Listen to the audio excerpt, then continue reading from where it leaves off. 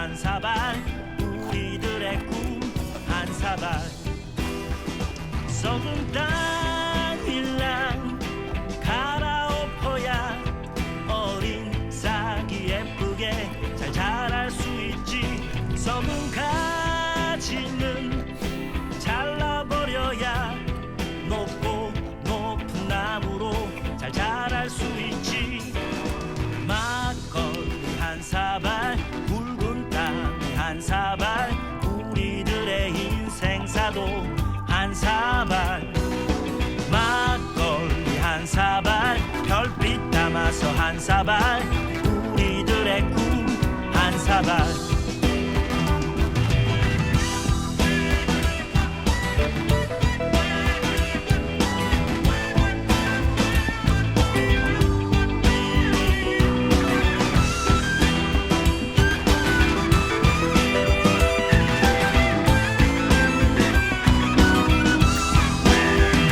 나의 친구야 나의 벗들아 내가 가는 이 길을 너무 걱정하지 마. 세월이 가면 언젠간 너도 붉은 황토와 같은 내 마음 알아줄 거야. 막걸리 한 사발 굵은 땅 한 사발 우리들의 인생사도 한 사발 막걸리 한 사발 별빛 담아서 한 사발 우리들의 꿈 한 사발 우리들의 꿈 한 사발 우리들의 꿈 한 사발.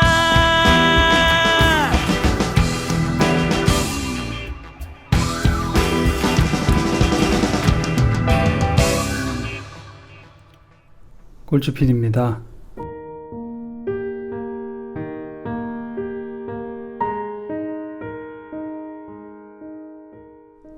오늘 하루도 안녕하셨습니까? 제가 하루 한 페이지 읽기 프로젝트를 진행했었죠. 라이브로, 작업실 라이브로. 꼴주TV를 꾸준히 시청해 주신 분들이라면 알고 계실 거예요. 하루 한 페이지 읽기.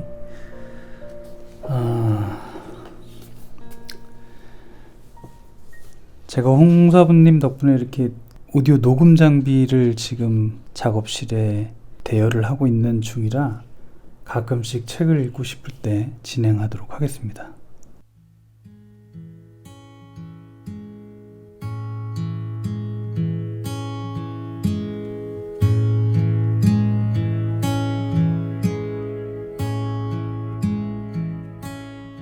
꼴피라디오, 오늘은 하루에 하나 나를 사랑하게 되는 자존감 회복 훈련, 자존감 수업이라는 책입니다. 지은이 윤홍균, 자존감 수업. 프롤로그, 문제는 자존감이다.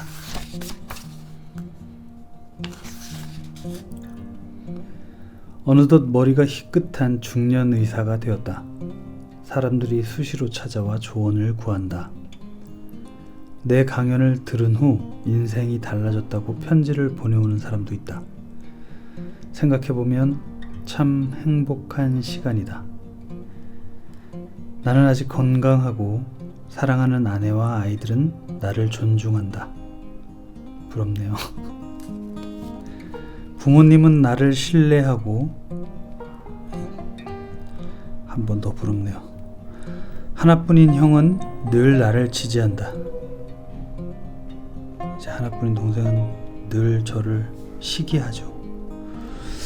총체적으로 무척 행복한 인생이라고 말할 만하다.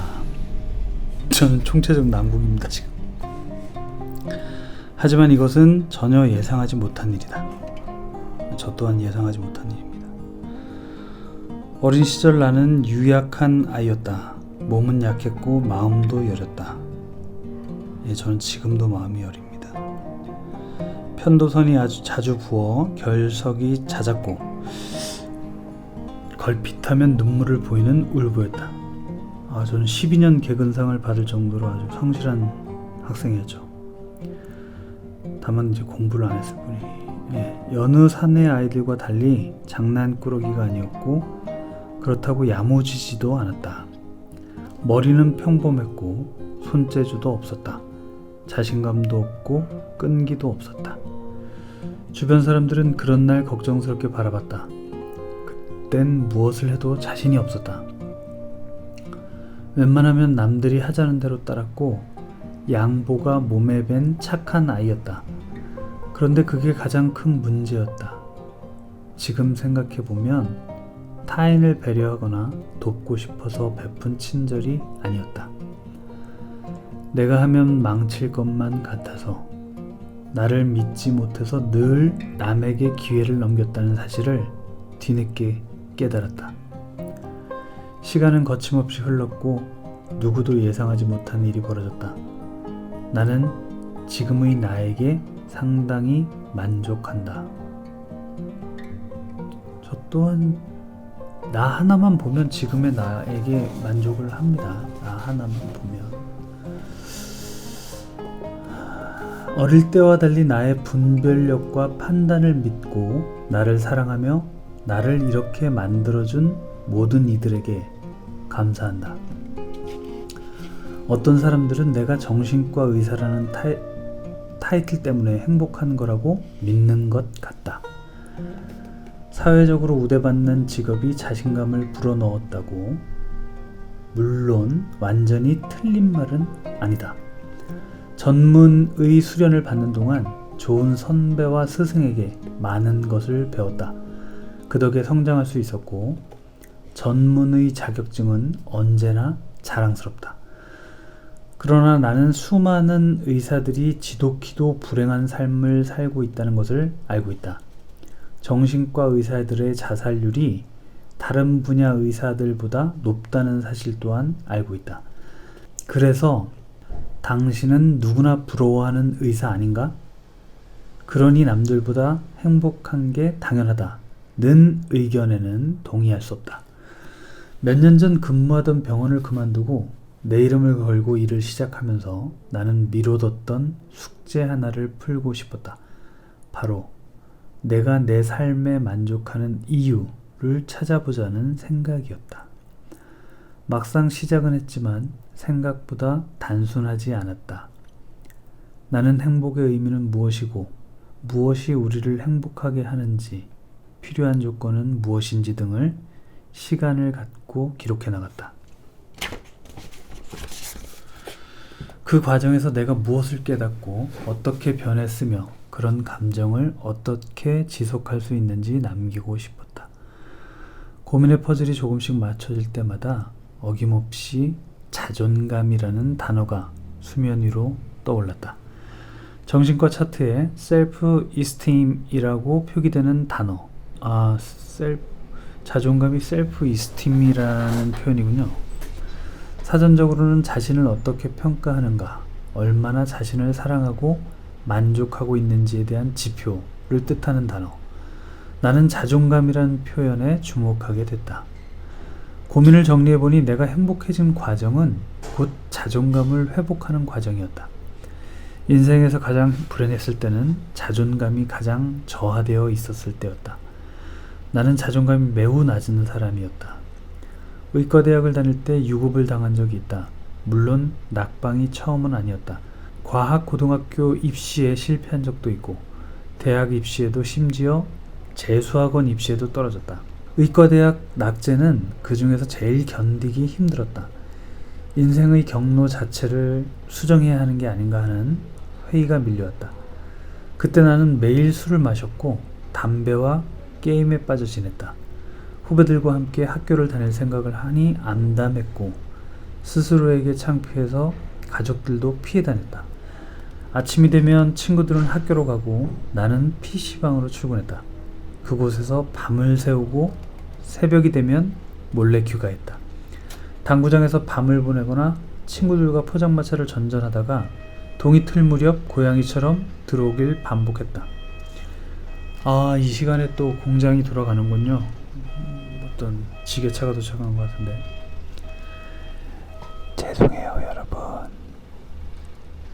그 밖에도 수차례 방황과 절망을 거듭하며 자존감이 바닥으로 떨어지는 경험을 했다. 어찌 보면 내 인생은 자존감을 무너뜨렸다 일으키기를 반복하는 과정이었다고 해도 과언이 아니다. 누구보다 깊은 열등감에 시달리며 뒤처지는 기분, 포기하고 싶은 마음, 중독에 빠져 희망을 놓고 싶은 충동에 사로잡히곤 했다. 돌아보면 자존감을 제자리에 올려놓으려고 그렇게 힘겹게 지냈나 싶고, 자존감이 건강해진 지금에서야 비로소 제대로 된 행복감을 느끼고 사는 것 같다. 자존감은 행복의 결과물이기도 하고 자존감의 결과가 곧 행복이기도 했다. 자존감이 회복된다는 말과 행복해진다는 말은 같은 의미였다. 그래서였을까? 자존감을 되찾기 위한 길은 다소 힘들고 불편했지만 기꺼이 견딜 수 있었다. 자존감 문제는 내게만 중요한 일이 아니었다. 불행하다며 나를 찾아오는 대다수는 자존감이 부족한 사람들이었다. 배우자가 바람을 피운 사람, 사랑하는 연인과 이별한 사람, 우울증 환자, 중독자, 죽고 싶은 사람과 그 가족. 이들은 하나같이 자존감 문제를 안고 있었고 나는 그들을 도왔다.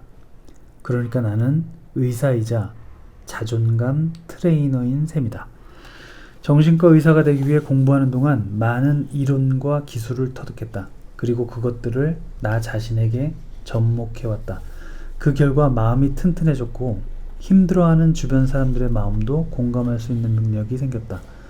또 힘들었던 여러 경험 덕분에 자존감이 떨어진 사람들이 어떤 말에 상처를 받고 어떤 행동을 하며 그들을 어떻게 대해줘야 하는지 더 잘 알게 됐다. 과거엔 내가 쓸모없는 존재 같아 암울했는데 시간이 흐르고 보니 그 일이 꽤 쓸만한 자원이 된 셈이다.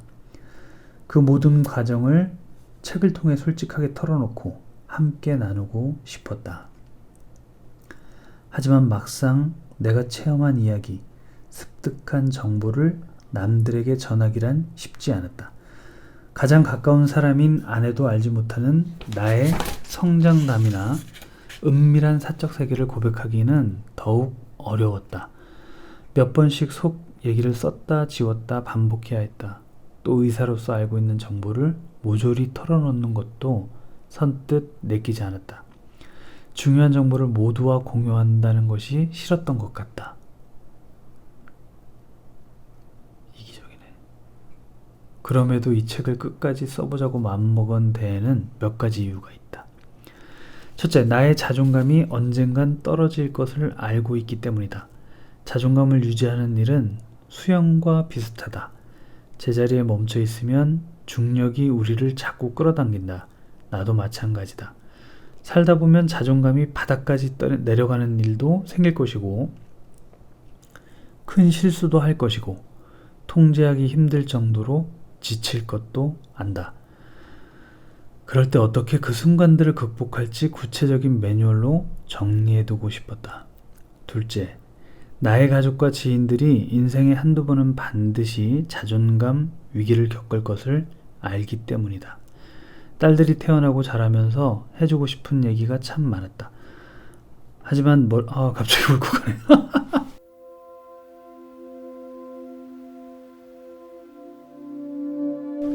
하지만 머릿속이 정리되지 않아서 해줄 얘기가 너무 많아서 시간이 없어서 아직 어려서 등을 핑계로 마음에 있는 얘기를 들려주지 못했다. 그러다 지난해 뜻밖의 교통사고를 당하면서 이대로 내 생이 끝나버리면 어떡하지? 하는 불안감이 엄습했다. 아이들에게 아무 말도 전하지 못하고 떠날 수도 있다는 위기감도 함께 생겼다.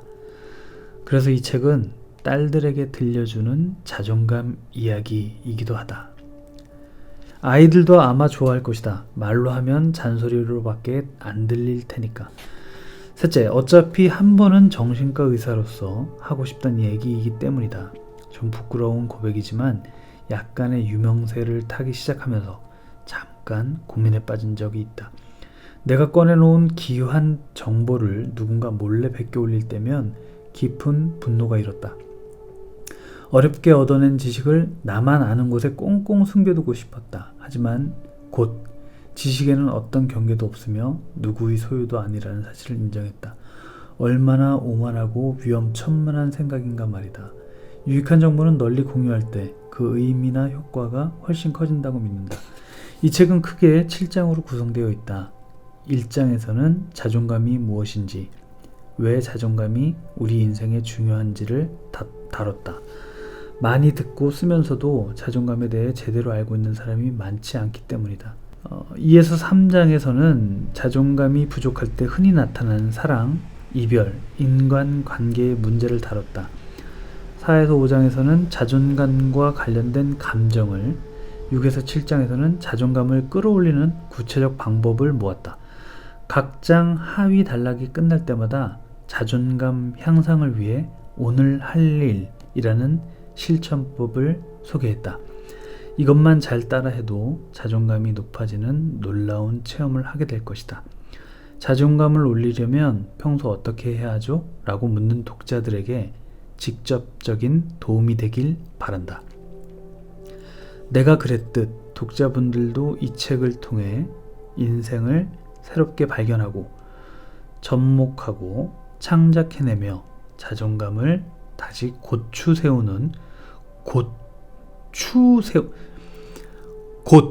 고의 디귿 받침에 고추 세우는 아닙니다. 고추 세우는 시간을 가질 수 있다면 더 바랄 게 없겠다. 윤홍균. 프롤로그를 지금 읽어드렸고요. 잠시만요.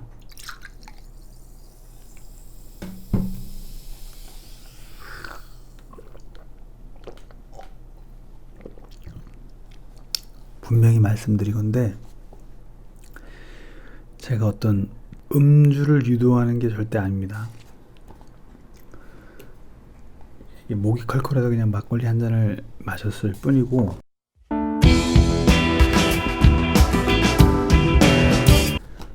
골프라디오에 도저히 이해 안 가는 컨셉이실 거예요. 예. 취중 녹음? 취중이 아니죠. 지금 한 잔 마셨으니까.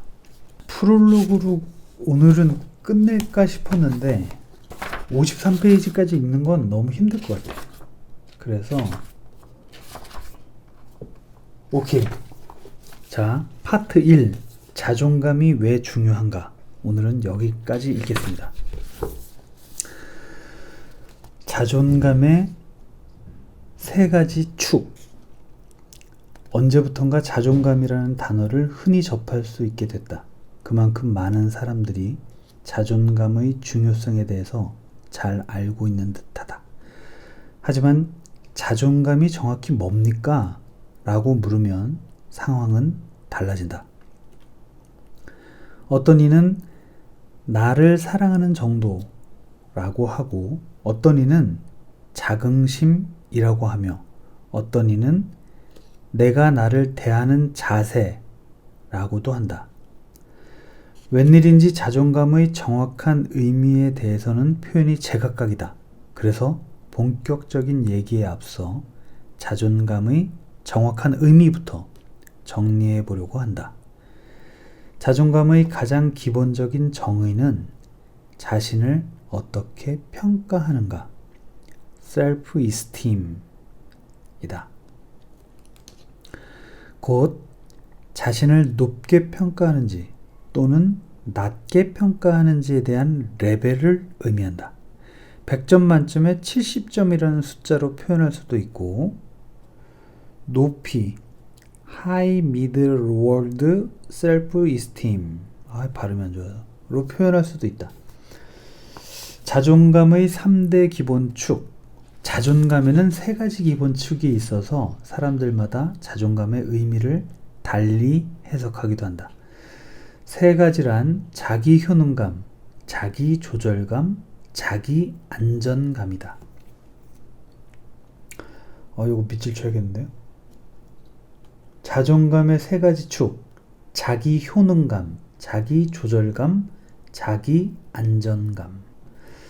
우선 자기 효능감은 자신이 얼마나 쓸모 있는 사람인지 느끼는 것을 의미하는데 우리 사회는 이 축을 지나치게 강조한다. 사회에서 알아주는 직업을 갖거나 직장에서 능력을 인정받으면 당연히 자존감이 높을 것이라고 생각하는 게 대표적인 예다. 두 번째, 자기 조절감은 자기 마음대로 하고 싶은 본능을 의미한다. 이것이 충족돼야 자존감도 높아진다. 이건 제 얘기랑 비슷한데. 서울에서 손꼽히는 학군에서 공부하고 아니죠.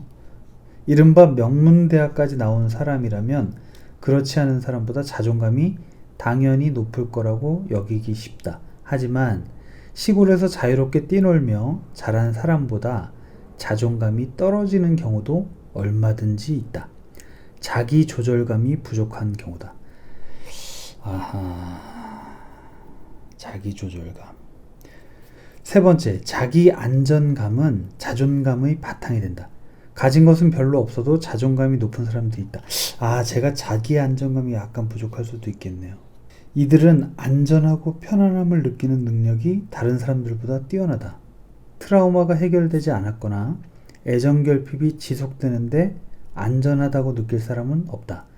당연히 자존감이 떨어진다. 혼자 있는 것을 유난히 힘들어하는 사람이 있는데 혼자서는 안정감을 느끼지 못하기 때문이다. 흔히 자존감을 자신을 사랑하는 정도라고 생각하는데 이것도 맞는 표현이다. 스스로 쓸모없다고 느끼거나 자기 조절을 못하거나 마음 상태가 안전하지 않은 사람은 자존감이 낮아 자신을 사랑하기 어렵고 남을 사랑하기도 어렵다. 그래서 자신을 얼마나 사랑하는가는 자존감의 상태를 가늠할 수 있는 잣대가 된다.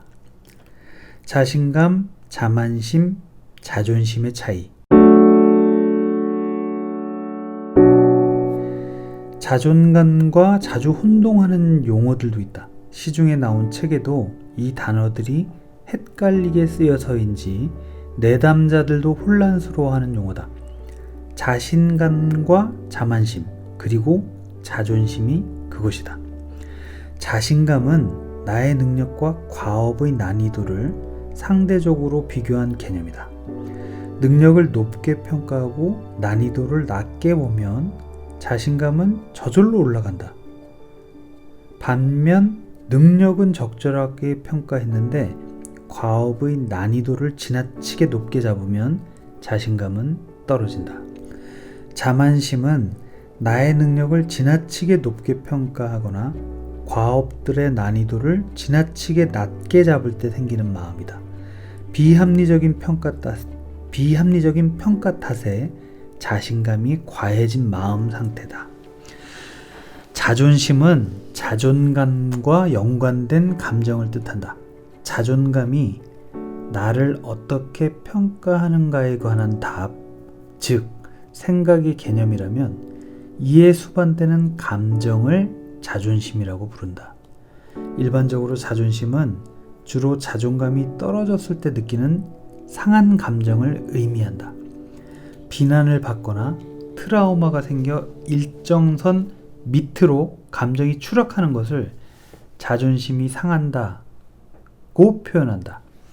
자존심을 세웠다는 의미는 바닥을 치고 반등했다는 뜻인데 긍정적으로 쓰이는 경우는 드물다. 챕터 1의 1단락을 읽었는데요. 자신감, 자만심, 자존심의 차이. 이 시간 이 책의 내용을 청취하시는 분들이라면 잠시 생각하는 시간을 좀 가졌으면 좋겠어요. 본인은 자신감이 충만한 사람인가, 자신감이 부족한 사람인가, 자만심이 평소에 과한 사람인가, 약한 사람인가, 본인은 평소에 자존심을 쉽게 상하는 사람인가, 상하지 않는 사람인가.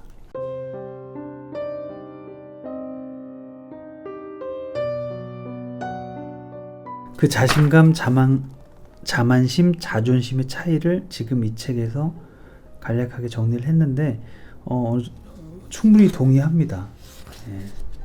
저는 진솔하게 늦은 시간이고 그다음에 뭐 막걸리도 한잔 하고 했으니까 솔직하게 말씀드리면 저는 자신감은 사실 이게 약간 그래프가 들쭉날쭉해요 사실. 그런데 그 근본은 자신감이 있는 편이에요 사실은. 물론 뭐 어떤 주변의 환경과 어떤 컨디션의 차이도 있겠지만 지금 이 책을 읽으면서 떠오른 기억 하나는 제가 이제 중학교 때 RCY라고 레드 크로스 유스라는 어떤 약자로 해서 청소년 적십자 단체 이제 이런 동아리 활동이 있었죠. 저는 개인적으로 그 활동이 저에게 큰 도움이 됐다라고 생각하는데 그때 당시에는 응급처치 경연대회가 있었어요. 그래서 분기별로 그 경연대회에 참석해서 여러 그 도내 여러 학교 학생들이 모여서 그 경연대회를 하고 물론 수상을 했죠. 저희 조가. 근데 이제 그때 여름 방학 때마다 이 야영 캠프가 2박 3일 동안 있었는데 제가 이제 잊을 수 없는 기억이 뭐냐면 그때 강사님이 Yes, I can 이걸 복창하게 한 적이 있었어요. 그러니까 나는 할 수 있다. 나는 할 수 있다. 그 짧은 어떤 기억들, 경험들, 그리고 응급처치 경연대, 그리고 뭐 자라오면서 겪는 일들, 그리고 뭐 군대 생활, 제대하고 뭐 동시녹음 스태프부터 해서 연출부 막내, 그 다음에 뭐 프리랜서 PD 이런 과정들이 그 중심에 가장 근본은 자신감이지 않았는가라는 생각이 들어요. 뭐 꼴찌TV 시청을 자주 하시는 분은 아시겠지만 전 분명히 학창시절에 꼴찌였다는 어떤 그런 사실을 밝힌 바 있고 그럼에도 불구하고 할 수 있다라는 그 자신감은 있었어요. 자만심 또한 좀 있었던 것 같아요. 근데 그 자만심은 과하진 않았어요. 저는 늘 어떤 프로젝트에 임할 때 자만심보다는 좀 두려움이 앞섰고 그 두려움이 있다 보니까 매사에 좀 잘하려고 하는 어떤 그런 심리가 결과적으로는 압박감이 되고 결과적으로는 결과가 또 안 좋게 되는 경우도 있었고 그래서 자만심은 많지는 않았는데 성장하면서 사람을 대하거나 뭐 그런 과정에서 요즘도 이제 제가 개인적으로 정말 사랑하는 형님인데 이 형님 어제 만나서 또 티격태격한 거죠. 또 홍사부님. 이 형님 앞에서는 제가 좀 자만심을 가지고 행동한 게 아닌가 이런 반성도 하게 되네요. 이 책을 읽으면서. 그 다음에 자존심은 제가 되게 강한 편이에요. 사실은 자존심 상하는 걸 무척 싫어하고 그렇지 않게끔 보이죠. 사실은 그렇지 않게끔 보이는데 저를 정말 잘 아는 선배님이나 자존심이 좀 제가 스스로 볼 때 자존심이 좀 강한 것 같아요. 어쨌든 오늘의 이야기는 자존감이죠. 조금 더 이어서 읽어보도록 하겠습니다. 잠깐만 지금 몇 분 전에 제가 53분을 나눠 28분 꼴찌 자존감에 대한 오해와 편견. 개념의 혼란과 함께 자존감에 대한 오해도 상당하다. 이미 여러 책을 통해 심리학의 기초를 알고 있다고 자부하는 분들 중에도 잘못된 정보를 정답처럼 여기는 경우도 있다. 그렇다면 자존감을 둘러싼 가장 흔한 오해는 무엇일까? 자존감은 부모에게서 온다. 정보 과잉에서 비롯한 오해다. 부모의 양육 방식이나 어릴 적에 받은 대우는 매우 중요하다. 하지만 자존감이 순전히 부모의 영향이라고 오해해서는 안 된다. 흔히 부모님의 사랑을 덜 받아서 자존감이 낮다고 여기는 경우가 많은데 여기에 집착했다간 자존감 회복은커녕 가족 사이의 불화만 커진다. 뒤늦게 부모가 사과를 한다고 해도 달라지는 것은 없다. 자존감은 셀프로도 회복할 수 있다. 이 부분은 정말 동의합니다. 자존감은 부모에게서 온다. 이 부분은 제가 동의를 하지 않는, 그러니까 정보 과잉에서 비롯한 오해다. 동의하는 게, 만약에 정말 부모님의 영향이 자존감과 영향이 있다고 하면 저는 정말 자존감이 낮을 수밖에 없죠. 아예 자세한 얘기는 할 건 아닌 것 같고, 하여튼 칭찬이 부족하면 자존감이 떨어진다. 칭찬은 고래도 춤추게 한다는 말이 한때 유행을 했다. 이 말을 칭찬은 무조건 좋다는 뜻으로 받아들여서는 안 된다. 잘못된 칭찬은 공허함만 키운다. 칭찬에 대한 환상과 갈망 또한 자괴감을 자극한다. 이 부분도 조금 느끼는 바가 있고 설명할 부분이 있지만 이 시간에서 생략하고 이어서 읽겠습니다. 자존감만 회복되면 행복해진다? 물음표가 달려서. 자존감은 감정이 아니다. 감정과 연결되어 있지만 정확하게는 이성의 영역이다. 자존감을 회복했다고 해서 기분이 방방 뜨고 구름 위를 걷는 기분이 드는 것은 아니다. 하지만 자존감이 회복되면 좀 더 담대해진다. 다른 사람들의 평가에 민감하게 반응하지 않는다. 평일에 파김치가 되어 들어와도 주말까지 망쳐버리지는 않을 수 있다. 월요일 아침은 피하고 싶을지언정 그게 걱정되어서 일요일 저녁까지 날려버리지는 않을 것이다. 자존감이 회복되면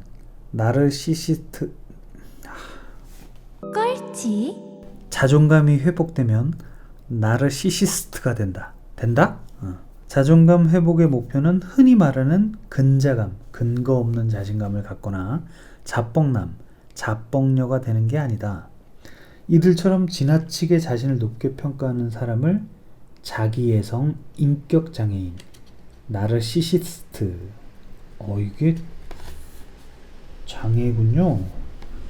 자기애성 인격장애인, 나르시시스트라고 부른다. 이들은 겉으로는 거만한 척하지만 사실은 창피를 당할까봐 노심초사한다. 자존감을 회복하면 오히려 자신의 허물을 인정하고 받아들인다. 못난 그대로의 자신을 인정하고 발전할 수 있는 에너지도 함께 갖출 수 있다. 자존감은 정말 회복 가능한가? 자존감은 자신을 어떤 높이로 받아들일 것인가에 대한 느낌이다. 이 느낌은 생각이며 판단이지만 감정에 영향을 받는다. 그래서 유동적이고 시시때때로 변한다. 게다가 자존감 정도가 변할 때마다 그 느낌은 확연히 달라진다. 마치 롤러코스터를 타는 것처럼 올라갈 때는 흥분되지만 내려갈 때는 그만큼 공포감도 커진다. 방향을 조금 바꿔야겠다. 창문 쪽하고. 자존감을 회복한 사람은 이 속도감을 비교적 잘 견뎌낸다. 내려갈 때도 안전띠를 메고 있으며 실제로 추락할 확률은 극히 낮다는 것을 알기 때문에 크게 두려워하지 않는다. 올라갈 때도 마찬가지다. 곧 다시 내려갈 것을 알고 미리 대비를 한다. 자존감을 회복하면 인간관계가 좋아지는 것도 이런 이유에서다. 주위에서 비난을 들어도 그 충격이 오래가지 않는다. 잠깐 자존감이 떨어졌다고 해서 죽기 살기로 예민하게 굴지 않기 때문이다. 자존감이 건강하면 좋은 평판은 저절로 따라온다.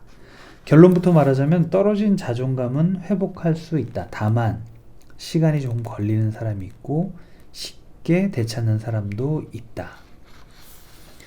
물론 그 과정이 쉽지 않아 번번이 낙심할 수도 있다. 하지만 확실한 것은 노력하면 분명히 회복할 수 있다는 사실이다. 자존감을 회복하는 과정은 자전거를 타는 과정과 비슷하다. 자존감은 자전거처럼 쉴 새 없이 움직인다. 충분히 공감하는 내용인데요. 우리는 자존감에 올라타 중심을 잡고 핸들을 조정하며 바퀴를 굴리는 과정을 터득하게 될 것이다. 자전거는 혼자 타지만 타는 법을 혼자 터득하는 사람은 많지 않다. 운동신경이 남다르고 균형 감각이 뛰어난 사람도 옆에서 돕는 사람 없이는 배우기 쉽지 않다. 사실 저는 자전거를 혼자 배웠어요. 이게 잠깐 끊어서 미안한데 갑자기 떠오르는 기억들이 있어서, 제가 어렸을 때 6살 때 자전거를 처음 탄 걸로 기억해요. 근데 요즘 그 아이들이 타는 자전거가 아니라 6살이 아니군요. 10살이다. 10살. 초등학교 때, 그땐 국민학교죠. 그러니까 그 짐발, 흔히 말하는 짐발이 자전거. 할아버지께서 타시던 자전거인데, 이 자전거에 이렇게 안장 위에 올라 앉을 수가 없어요. 다리가 짧으니까. 그래서 저희 그때 당시 자전거를 어떻게 처음 배웠냐면, 물론 이 자전거를 가르쳐주는 사람들은 동네 이제 또래 꼬마 친구들 이게 가르쳐 줬다기보다는 이 친구들이 타는 모습을 보고 이제 경쟁이죠, 사실은. 약간 자존심도 있고, 제가 잘 타면 나도 잘 타야 되고 이런 게 있었어요. 그래서 다리를 그 자전거 사이에 그 체인과 체인을, 그러니까 안장 위에 다리를 이렇게 앉아서, 이걸 영상을 보여드려야 되는데, 앉아서 자전거를 타는 게 아니라 다리, 그러니까 이거 어떻게 설명드려야 되지? 다리를 그 중간으로 넣어가지고 체인을 돌리는 게 아니라 반 바퀴만 돌리는 거예요. 이거 해본 사람 아마 이 40대 중에는 있을 것 같은데, 시골에서 자라는 사람들 중에. 자전거를 그러니까 안장 위에서 올라타는 게 아니라 큰 자전거를 10살, 초등학교 때, 국민학교 때 이렇게 핸들만 잡고 다리를 요 사이에 딱 끼워서 체인을 반 바퀴씩만 굴리면서 앞으로 가는 그런 자전거 타는 방식이 있었어요. 그렇게 타다가 이제 조금 더 크고 다리가 이제 이 체인을 굴릴 정도로 키가 크면 그때 이제 안장에 앉고 뭐 이랬던 기억이 납니다. 이어서 읽겠습니다. 누군가 옆에서 코치를 하거나 잡아줘야 한다. 예. 제 딸이 12살 때 제가 뒤에서 잡아주고, 진짜 그 기억이 너무 인상적이었던 게, 계속 얘가 이제 실패를 하니까, 그러다가, 그러니까 이제 겁이 나니까 아빠 손 놓으면 안 돼? 아빠 손 놓으면 안 돼? 이러다가 어느 순간 제가 안 잡았어요. 뒷안장을 이렇게 잡고 가다가 손을 놓고 있었던 거죠. 근데 얘는 이제 계속 잡고 있는 줄 알고 아빠 손 놓으면 안 돼? 손 놓으면 안 돼? 하면서 가고 있었던 거예요. 그러다가 자전거를 탁 타고 중심을 잡으면서 핸들을 조정하면서 타는 모습을 바로 앞에서 봤을 때 그 희열. 쓸데없는 얘기로 넘어갔네. 자, 지금부터 이 자전거가 어떻게 생겼으며 어떻게 하면 잘 탈 수 있는지 비교적 상세히 안내하려고 한다. 타는 법뿐 아니라 넘어지지 않고 오래 타는 법, 안전하게 넘어지는 법, 착용해야 할 보호 장비에 대해서도 짚고 넘어갈 것이다. 자전거를 타는 동안 우리는 분명 한두 번 이상 넘어질 것이다. 자전거를 배운 지 30년이 넘은 사람도 가끔 넘어지고 깨지는 이치다. 하지만 자전거를 일으켜 다시 올라탈 줄 알며 상처를 치료할 줄 아는 사람은 더 이상 자전거를 두려워하지 않는다. 자주 타고 싶고 애용하며 즐기게 될 것이다. 이 책을 읽는 독자들도 그렇게 될 것이라고 믿는다. 정말 중요한 문단이네요. 여기 딱. 자전거를 타는 동안 우리는 분명 한두 번 이상 넘어질 것이다. 자전거를 배운 지 30년이 넘은 사람도 가끔 넘어지고 깨지는 이치다. 하지만 자전거를 일으켜 다시 올라탈 줄 알며 상처를 치료할 줄 아는 사람은 더 이상 자전거를 두려워하지 않는다.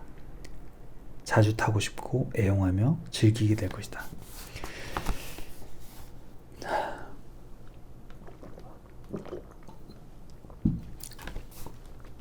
취중 진담 코너니까 사실 솔직하게 말씀을 드릴게요. 저는 사실 프리랜서 PD라는 직함이 생겼을 때, 그리고 생길 때까지의 과정, 그 과정이 조금 작벅을 하자면 주변에서 칭찬을 좀 많이 들었어요. 그러니까 이제 되게 오래전 일이죠. 되게 열정적이다. 그리고 저놈은 되게 열심이다. 그리고 뭐 저놈은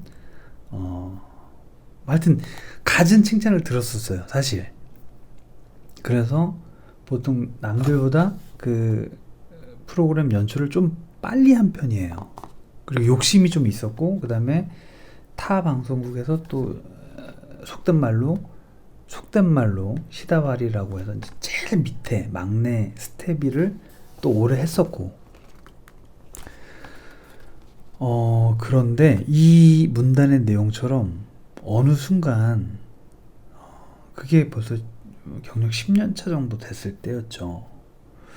어떤 계기로 인해서 자존감의 상처와 자존심의 상처를 크게 받고 나서 이게 극복이 안 되는 거예요. 사실 극복이 쉽지가 않더라고요.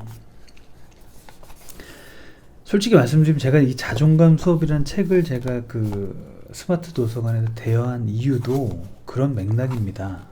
그리고 이 꼴찌 TV라는 그 플랫폼을 만들고, 그 다음에 뭐 내셔널 꼴찌오그라피든 지금 제가 진행하고 있는 꼴피 라디오든 뭐 꼴찌 PD의 현장 스케치 뭐 이런 카테고리들을 만들고 지금 개인 미디어를 운영하는 이유도 사실은 긍정적으로 보면 시대의 흐름이고 트렌드에 맞춰서, 그리고 전 이미 오래전부터 개인 채널이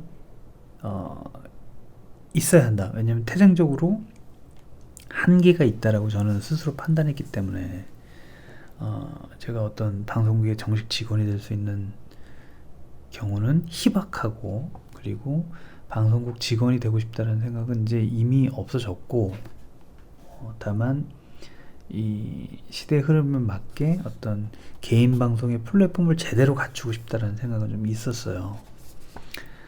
이게 잠깐 산으로 갔는데, 어쨌든 그런 극복이 쉽지 않았다. 근데 지금 저도 어찌 보면 치유의 과정이라고 보시면 돼요. 사실 제가 이런 힐링 프로젝트, 뭐 소리사냥 이런 프로젝트를 기획하는 이유도 누군가는 저와 비슷한 상처를 가지고 극복하지 못한 어떤 자존감의 상처, 그 다음에 치유 과정, 이런 분들과 함께 치유해 나가면서 저는 이제 콘텐츠를 만드는 제작자 입장이니 극복의 과정이다. 네, 이 말씀을 드리고 싶었던 거고, 지금 이 단락을 읽다가 제가 너무 공감이 돼서, 그러니까 자전거로 비유했는데, 자전거를 타다가 이렇게 쓰러지고 넘어지고 넘어지고 상처를 입더라도, 그럴지라도 자전거 타는 거에 대한 두려움이 없을 때가 있다라는 거죠. 제가 처음 자전거를 배웠을 때처럼. 그리고 제가 뭐 AD 보조부터 FD 그리고 PD까지 되기까지의 과정, 그때 수없이 실수하고 선배들한테 갈굼당하고 혼나고 그래도 전혀 자존감 상처 안 받았거든요. 왜냐면 목표가 뚜렷이 있었기 때문에. 그리고 그 상처들이 과정이라는 확신이 있었기 때문에. 그래서 전혀 두렵지가 않았던 거예요. 가장 중요했던 건 그런 갈굼, 그 다음에 뭐 혼나고 실수, 이럴 때마다 흔들리지 않았던 가장 근간의 기본이 되었던 것이 바로 자신감, 자존감이었던 거죠. 그리고 젊기도 했었고 20대 후반이었으니까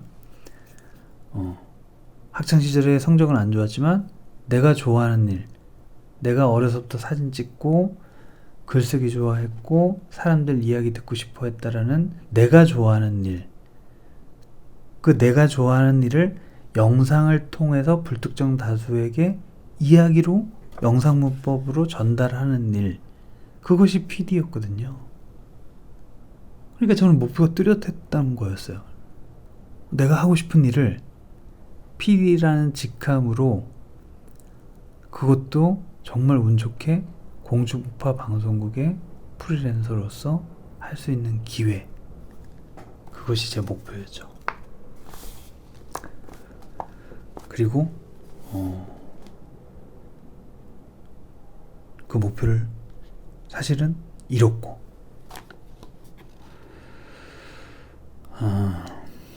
너무 두서없이 장강솔로 빠졌는데, 혹시라도 지금 이 라디오 방송을 듣고 계시는 분들 중에 저처럼 자존감, 자신감을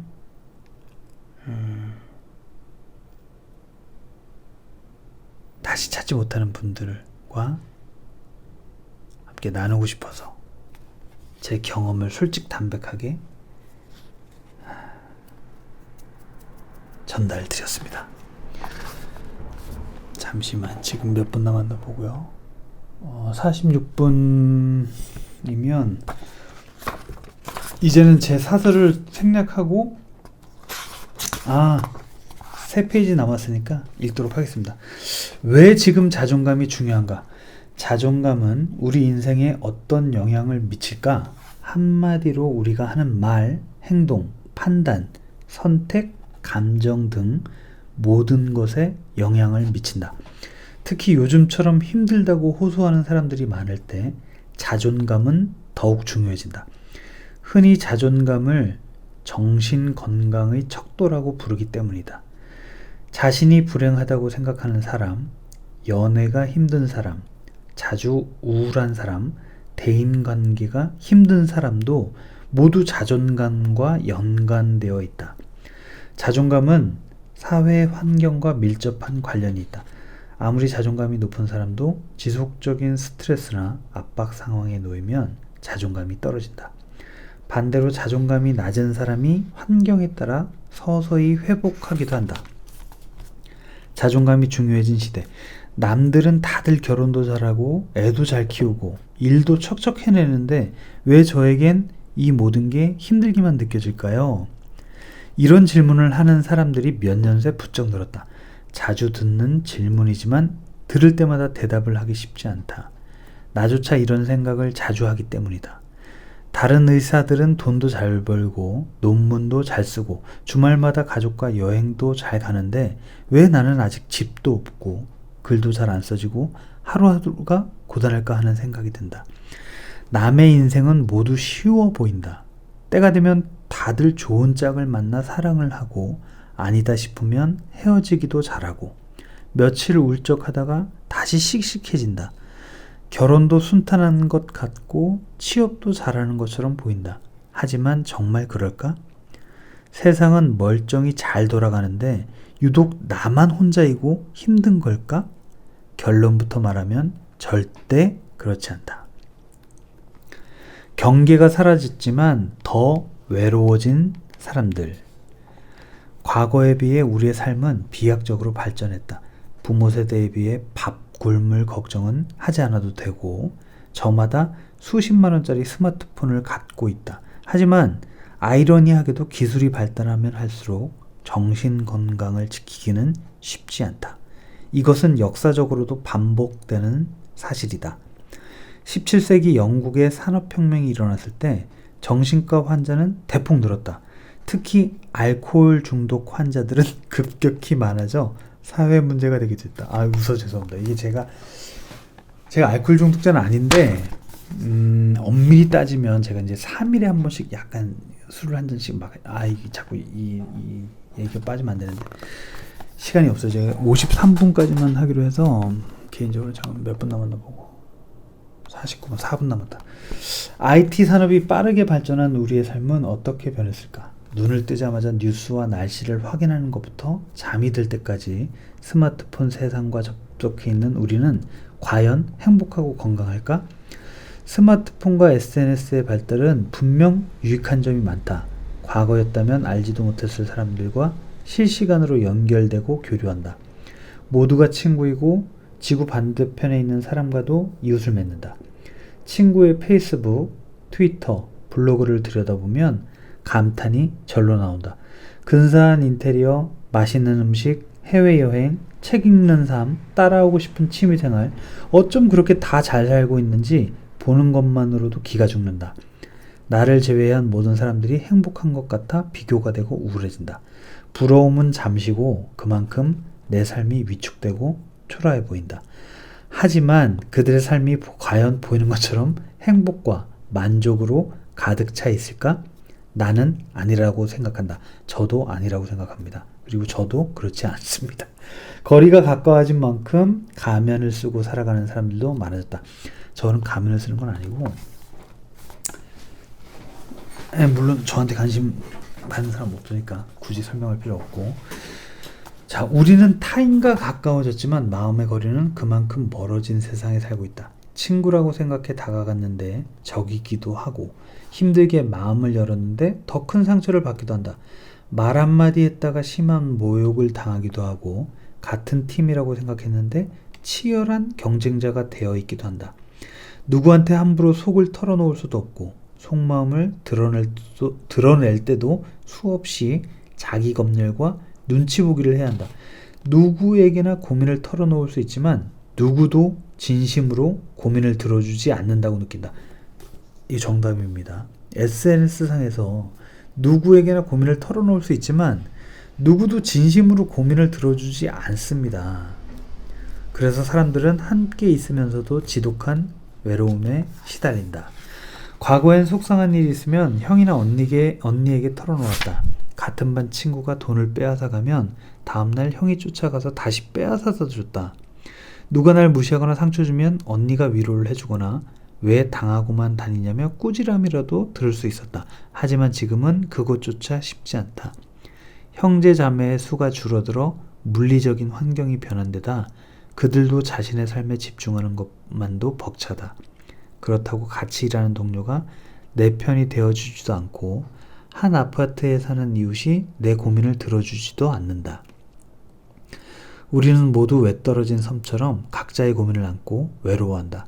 어쩌면 사통팔달로 연결되어 있대 꽉 막힌 고립의 시대인지도 모르겠다. 이게 SNS의 사실은 허상입니다. 다만 그렇지 않은 것도 있어요. 제가 오늘 사실 어떤 그 탐조 모임에 처음 참석을 했었는데 정말 정을 느꼈고 그 다음에 자연학습을 통해서 힐링이 됐어요. 이제 시간이 없어서 길게 설명 못 드리는데 잠시만요. 자, 마지막 자존감이 가장 강력한 스펙. 사람만 바뀐 것이 아니다. 세상은 어느새 너무 많은 것을 묻고 요구한다. 앞으로 어떻게 살 건지, 무엇이 되고 싶은지, 어떤 길로 갈 건지, 얼마의 속도로 갈 건지 수시로 묻고 확인한다.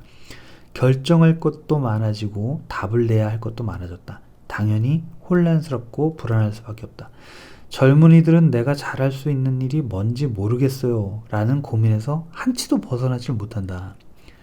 그리고 그 고민을 물고 늘어지느라 가진 에너지를 소모한다. 보고 들은 것은 많고 그에 따라 질문과 고민은 많아졌는데 답을 찾을 수 없으니 참으로 답답한 세상이다. 정보가 폭발하면서 우리는 고유의 정체성조차 비교당하고 산다. 내가 하는 생각, 살아가는 과정, 판단, 결과들도 비교의 대상이 되었다. 그래서인지 그럭저럭 잘 살고 있는 사람들조차 마음 한구석에 내가 정말 잘 살고 있는 걸까? 하는 의문을 안고 살아간다. 이런 환경은 자존감에 큰 영향을 미친다. 끊임없이 비교하며 열등감을 조장하고 내 환경을 원망하게 하고 내 성격이 이상한지 자꾸 점검하게 한다. 답을 찾기도 쉽지 않다. 뭔가 문제가 있다고 느끼지만 고민할 시간은 부족하고 점점 생각조차 하지 않게 되면서 떨어진 자존감은 방치되기 일쑤다. 환경이 좋지 않을 때는 건강한 마음으로 무장한 자신이 가장 강력한 무기다. 나는 누구인가? 지금 가는 길이 맞나? 내가 제대로 해낼 수 있을까?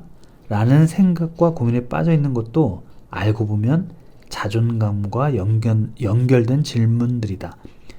이럴수록 자존감이 강해야 상처를 덜 받고 길을 찾을 수 있다. 바야흐로 셀프로 자존감을 지켜야 하는 시대다.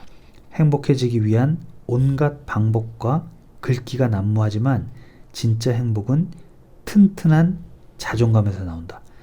건강한 자존감이야말로 요즘처럼 복잡한 시대를 살아가기 위한 가장 강력한 무기다. 네, 프롤로그부터 해서 파트 1을 다 읽었습니다. 일단 프롤로그랑 파트 1을 읽으면서 제가 드는 느낌은 이 책을 제가 잘 선택했다.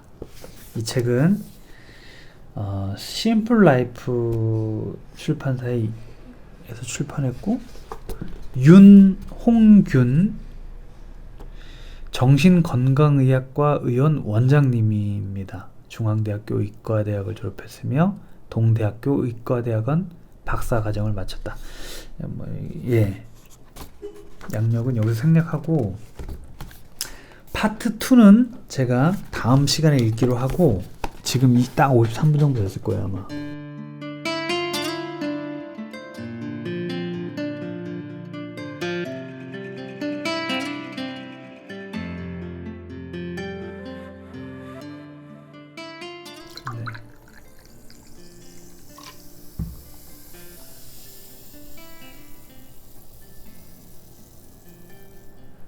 이 막걸리의 기포 소리 되게 독특하지 않습니까?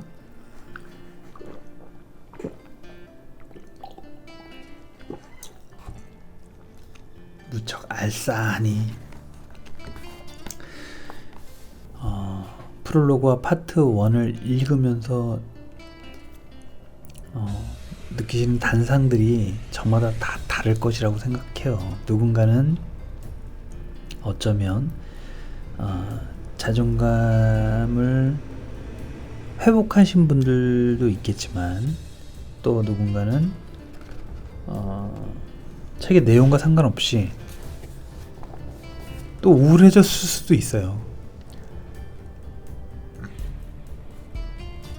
책의 내용이 정답은 아니라고 생각합니다. 다만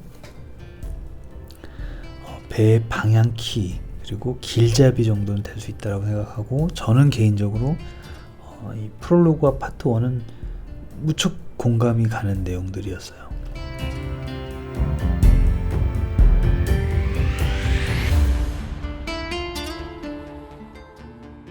워낙 논리가 부족하고 해박한 지식을 보유하고 있는 그런 내용량이 되지 않기 때문에 오늘의 내용을 마무리하면서 뭔가 이렇게 정리를 잘할 자신은 없습니다. 다만 제가 오늘 짧은 시간 몇 페이지 되지 않지만 이 책을 읽으면서, 그리고 앞으로 또 읽을 내용을 보면서 또 느끼겠지만, 자존감은 누구와도 비교할 수 없는 감정이다 라는 생각이 스쳤습니다.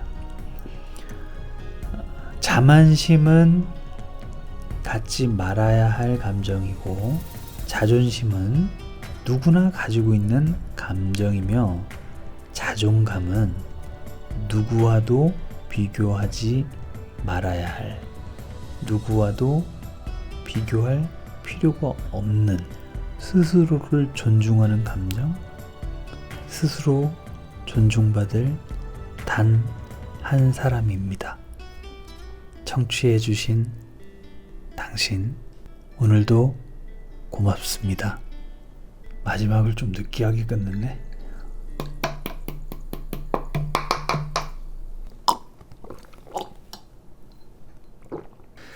네, 이상 막걸리와 함께한 잠들지 못하는 당신을 위한 책 읽어주는 남자, 꼴찌 PD였습니다. 꼴찌